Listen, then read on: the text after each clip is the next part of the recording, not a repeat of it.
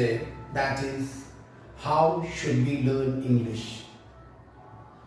English is considered the toughest subject or language in our locality.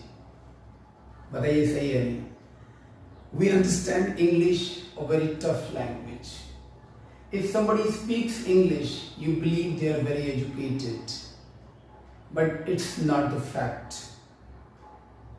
English is just a language and it is very easy to be learned.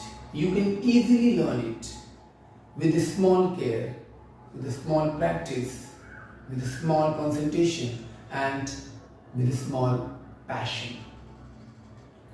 अगर आप सीखना चाहते हैं, you can start learning English from today. करना कुछ भी नहीं है, आपको जो भी आता है ना, try to speak that in front of anyone. लोग हंसेंगे, no problem. लोग बोलेंगे कि आप शो ऑफ कर लो, no problem at all. Because there is no such environment of English speaking. Who will make this environment? What do you think? Somebody will come from the sky to teach you English? No, you have to start. अब आपके पास मन में सवाल होगा कि start कैसे करें, आता तो है नहीं. आपको इतना इंग्लिश जरूर आता है जहां से आप स्टार्ट कर सकते हैं. जैसे I'll give you example. Simple, very beautiful example, and it is relevant to everyone, right? That is, I love you, right? Tell me, this sentence everybody knows. वो उसको भी पता है जिसको ग्रामर आता है, उससे भी पता है जिसको ग्रामर नहीं आता है. Am I right wrong? Use the comment box below. आपको पता चले, आप लिखो, उसमें बताओ कि क्या मैं सही बोल रहा हूँ या नहीं बोल रहा हूँ. अब कुछ लोगों को ये भी आता है, I will marry you. आता नहीं आता? I hate you. ये भी आता है. May I come in sir? ये भी आता है. आता है या नहीं आता? बताइए. आता है ना? But do you try it? Do we try it? Do we use it? In spoken? मैं आपको यूज करने नहीं बोल रहा हूँ. पता चला आप जाकर के यूज कर लें और फिर don't use it. Sorry. Right? I want to tell you, you can use in different way. If you know I love you, you can speak I write it. You can speak I hate you. You can speak I like you. You can speak I want this. You can speak I feel it. You can speak I sing a song. Everything is like this. Same, every sentence is same. Only words are getting changed. You speak, may I come in, sir? Can't you speak, may I go out, sir?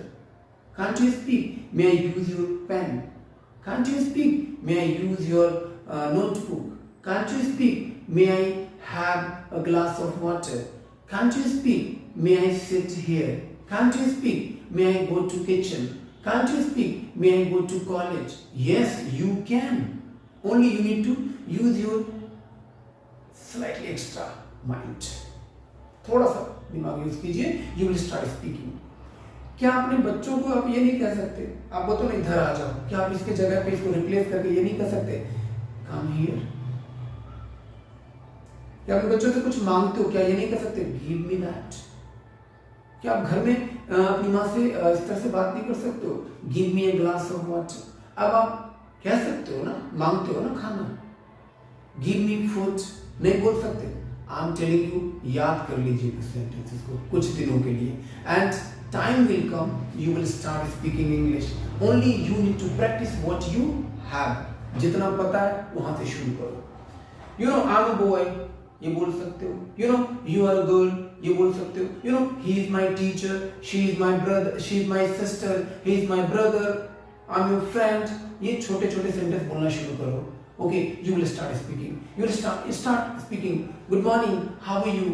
वो भी जवाब देगा, I'm fine. आप भी बोलो, yes, I'm also fine. Start doing like this. सबसे पहली problem है डर को हटाना. सबसे बड़ी प्रॉब्लम डर है.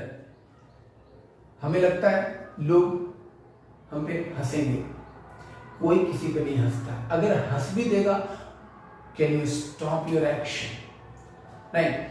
तो उन सारी चीजों को सही साबित करने के लिए मैं आपको कुछ चीज बताना चाहता हूँ। इंग्लिश ग्रामर का ये मेरा पहला वीडियो है। In this video I am trying to make you understand कि सेंटेंस कितने तरह का होता है। अगर मैं ये कहूँ सेंटेंस सिर्फ 2 तरह का होता है, शायद आपको पचेगा नहीं, बट फैक्ट यही है, सेंटेंस 2 ही तरह का होता है। एक सेंटेंस होता है सिंपल सेंटेंस और एक होता है एक्शन सेंटेंस। पर इसको बताने से पहले मैं आपको ये बताना चाहता हूँ, सबसे पहले हम क्या करते हैं। सबसे पहला चैप्टर हम पढ़ते हैं इंग्लिश का, ABCDEFG alphabet, right. We read alphabet and after that हम उस अल्फाबेट से वर्ड बनाते हैं, राइट। और ये वर्ड याद भी कर लेते हैं कई बार, ठीक है। और उसके बाद जब हम अल्फाबेट से वर्ड बनाना आ जाता है तो फिर हम सेंटेंस बनाने की कोशिश करते हैं, राइट। जब सेंटेंस बनाने की कोशिश करते हैं उसी वक्त आपके लाइफ में एक बहुत बड़ा गेम होता है, वो ये कि ग्रामर और ट्रांसलेशन इंट्रोड्यूस हो जाता है, राइट। होता या नहीं होता? ये बहुत मुश्किल लगता होगा आपको, राइट। और ये मुश्किल लगना भी चाहिए, बट आपको यहाँ नहीं रुकना चाहिए। ग्रामर और ट्रांसलेशन में आपको आगे की तरफ बढ़ने की कोशिश करना चाहिए, वो है लैंग्वेज। मैं ऐसा क्यों कह रहा हूँ? अगर आपको ट्रांसलेशन बनाना आ गया, वो कभी काम नहीं आएगा इंग्लिश बोलने में, वो तभी काम आएगा जब वो उस ट्रांसलेशन को जितनी बार आप लिखते हो कम से कम उतनी बार बोलो। नोट करिए क्या मैं कहना चाह रहा हूं। जितनी बार आप लिखते हैं कम से कम उतनी बार उस सेंटेंस को बोलने में यूज कीजिए। I am telling you, I am damn sure in coming days you will start speaking English, right.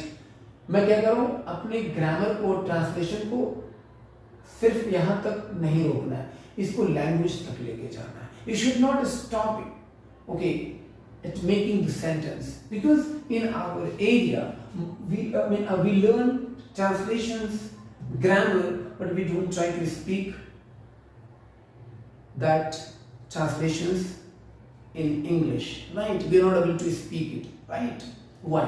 Because we understand English as a subject, not as a language. We should understand English as a language. अरे ये language है भाई, language बोलने से आता है। आप हिंदी कैसे सीखे हो? सच्ची सच्ची बताओ यार, हिंदी कैसे सीखे हो?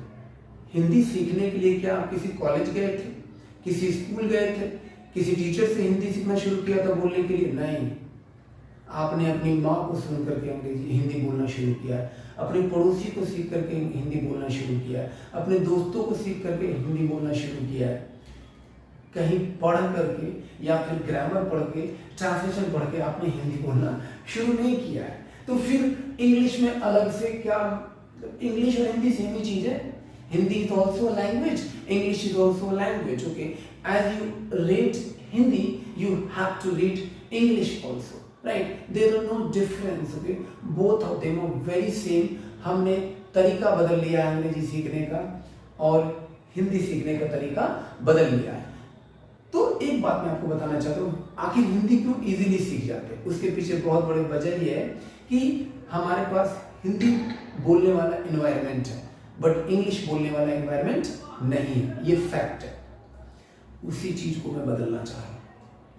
आई am trying to give you the environment for English, okay, and I am very happy I have such type of environment in my class, okay, where students speak English without any problem.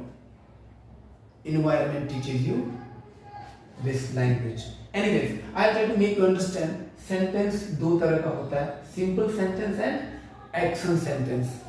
Action का मतलब जिसमें काम होता है, जिसमें कोई subject काम को करता है। सिंपल का मतलब जिसमें सब्जेक्ट को काम से कोई लेना देना नहीं है, सब्जेक्ट बिना काम के बैठा हुआ। मतलब मैं एक आदमी हूं तो बताओ क्या मैं यहाँ पर कोई काम कर रहा हूँ? मैं अच्छा हूं तो क्या यहाँ पे मैं कोई काम कर रहा हूँ? मैं एक अच्छा आदमी हूं तो बोलो इस सेंटेंस में मैं कुछ कर रहा हूँ? बिल्कुल भी नहीं, मैं कोई काम नहीं कर रहा हूँ।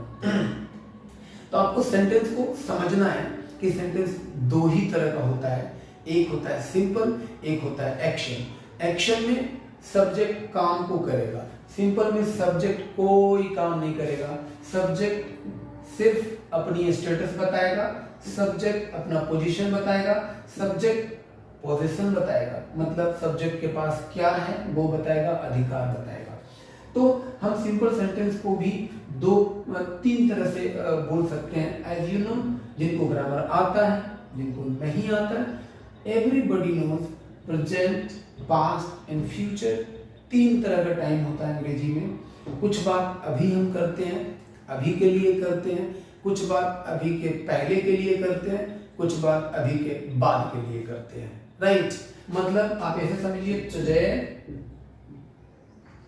Yesterday and tomorrow, right.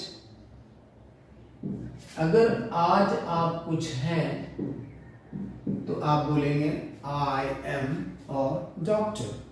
अगर आप अभी से पहले कुछ थे, मान लीजिए आई वॉज अ प्लेयर। और अगर फ्यूचर में कुछ हो जाएंगे, आपको लगता है कि आप अच्छा काम कर रहे हैं, कुछ काम कर रहे हैं, कुछ बनने के लिए, आप कह सकते हैं I will be a singer, I will be a singer. अब इसमें हिंदी का कहाँ रोल है? यहाँ पे हिंदी का कोई रोल नहीं है। आप हिंदी जानेंगे तभी इंग्लिश जान सकते हैं। No, it's not like that, okay. If you know only present, past and future, मतलब आज, बीता हुआ कल और आने वाला कल अगर आप समझते हैं तो आराम से इस सिंपल सेंटेंसेस को सीख सकते हैं। तो इसको डिटेल में लेकर के चलते हैं। हमारे राइट साइड सबसे पहले मैंने लिखा है स्टेटस एंड पोजीशन। स्टेटस और पोजीशन बनाने के लिए कब की, प्रेजेंट की स्टेटस और पोजीशन को अगर बताना है तो you need to write like this, subject is, am, are, other words. Like example, I will give you example. You are good. Sorry, I write you are a doctor, right? Second sentence I can write you are good. Third is you are very good. Fourth is you are a very good teacher. Doctor I will be alright, या। तो आप एक बात बताइए, यहां पर जो you है इस सेंटेंस में कोई काम कर रहा है? आपको पता चल गया? कोई काम नहीं कर रहा है। यू एक डॉक्टर है, ये यू की पोजीशन है। यू अच्छा है, यू बहुत अच्छा है, यू बहुत अच्छा डॉक्टर है, लेकिन यहाँ पे यू कोई काम नहीं कर रहा है। तो इस तरह के सेंटेंस को हम क्या बोलेंगे? प्रेजेंट का स्टेटस, पोजीशन और सिंपल सेंटेंस। मतलब प्रेजेंट का सिंपल सेंटेंस ये हुआ, right. You can write some more sentences. I'll suggest you one thing. You write some sentences in the comment box below so that I'll check it and I'll give my heart. Okay, thank you. So next is past. Okay, you can write like this. Example: he was a player. He was a player. Second, he was good. He was very good. He was very good. And fourth number, he was a very good player. Did you understand? अब was were का मतलब था, थे, थी पे मत जाना, because that will mislead you, that will misguide you. Only you need to understand past. ये आपको नेक्स्ट वीडियो में मैं समझाऊंगा कि था, थे, थी कैसे आपको मिसगाइड करेगा, और I will try to make you understand in this video at last. Okay, wait and watch complete video. Number third, okay, future means आने वाला वक्त. Okay, so you will write like this: he will be, she will be a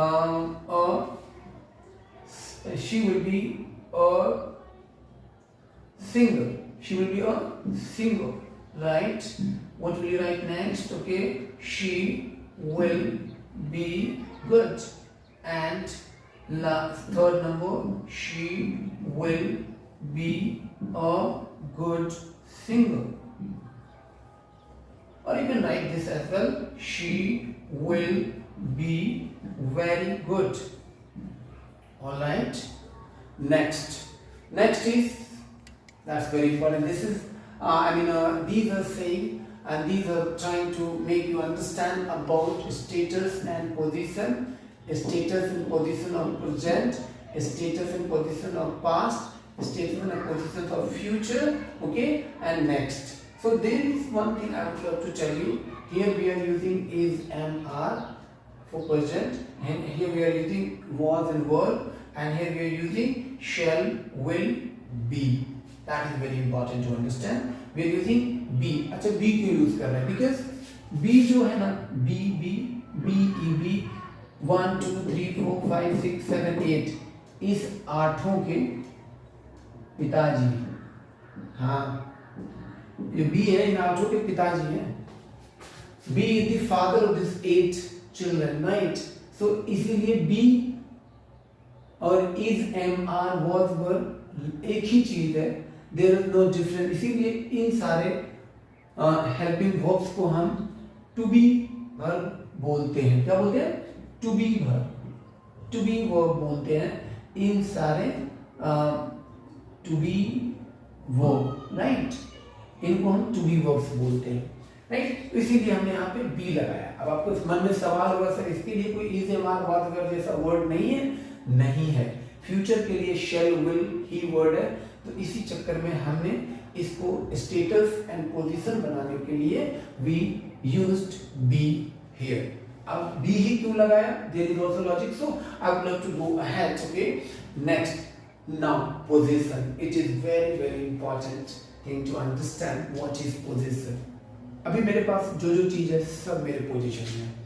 I have a pen, I have a red marker, I have SLB t-shirt, I have a denim, okay, I have a shoes, I have a white boot, okay, I have hair, I have 2 hands, I have a house, okay, I have a lot of things, okay. तो ये सारी चीज हमारे पास है, ये मेरे अधिकार में. इस चीज को बताने के लिए भी तीन टाइम लगता है. मतलब प्रेजेंट में हमारे पास क्या है जो दिख रहा है आपको, राइट? पास्ट में हमारे पास में क्या था और आने वाले टाइम में हमारे पास में क्या होगा. तो प्रेजेंट में हमारे पास जो चीज है उसको बताने के लिए I will use has and have.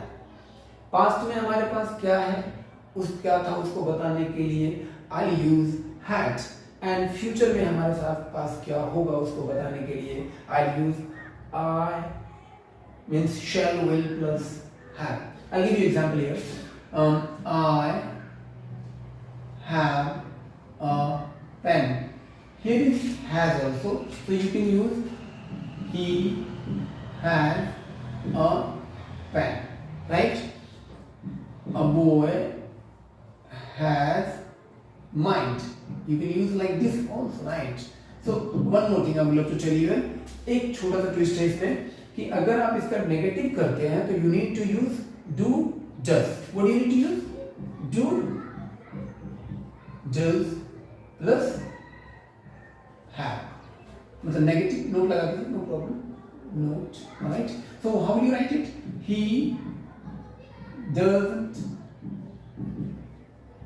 Have a pen. You don't have a pen.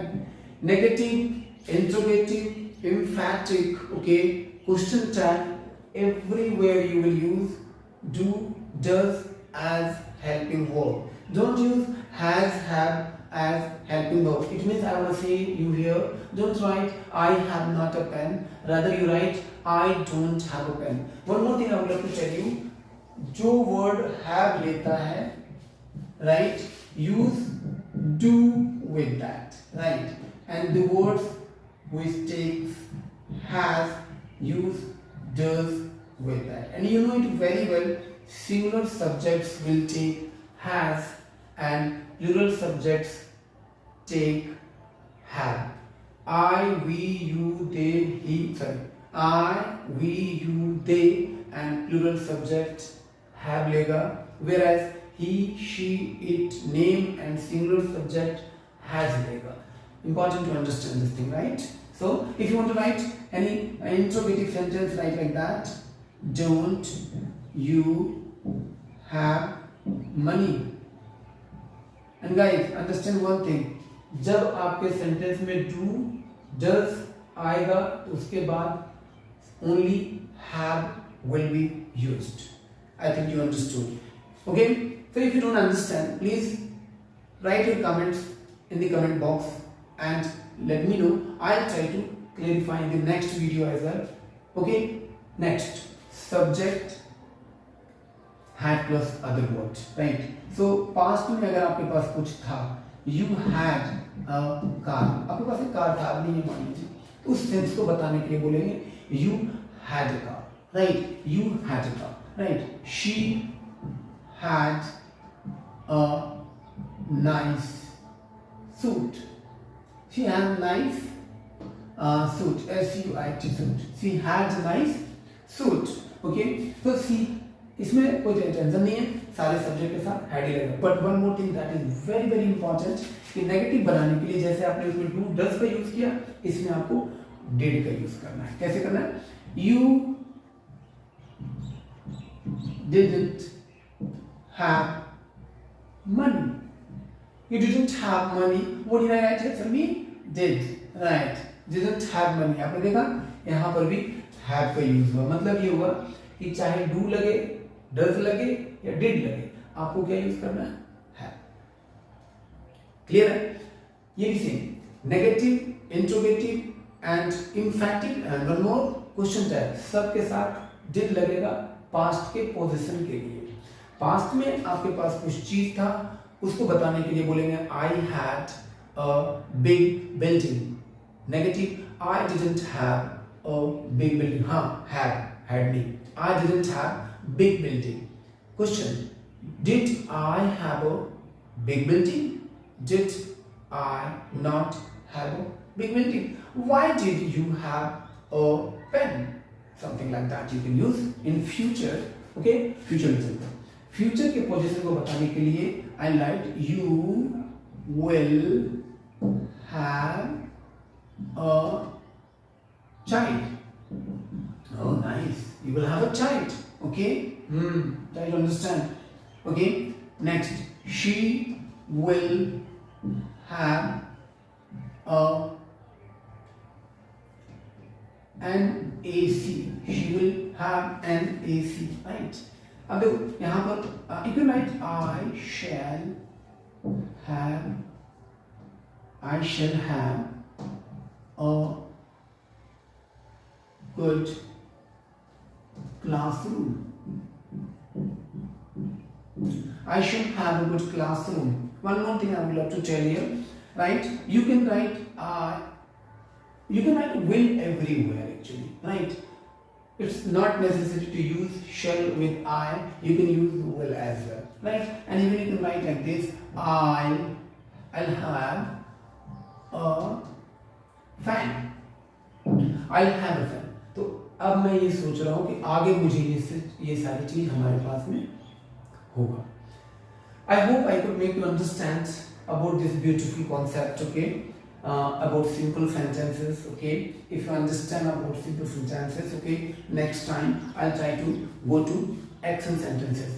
But if you don't understand anything, try to be in touch by using comment box. Okay, and write there if you have any confusion.